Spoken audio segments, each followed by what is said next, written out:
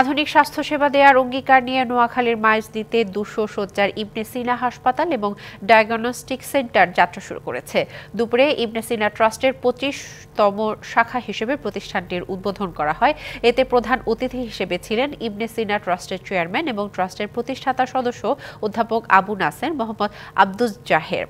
তিনি বলেন, চিকিৎসার জন্য যেন ঢাকায় বা বিদেশে যেতে না হয় সেজন্য ইবনে সিনা ট্রাস্টের উদ্যোগে সব সুযোগ সুবিধা নিয়ে হাসপাতাল এবং ডায়াগনস্টিক সেন্টার নোয়াখালীতে প্রতিষ্ঠিত হয়েছে।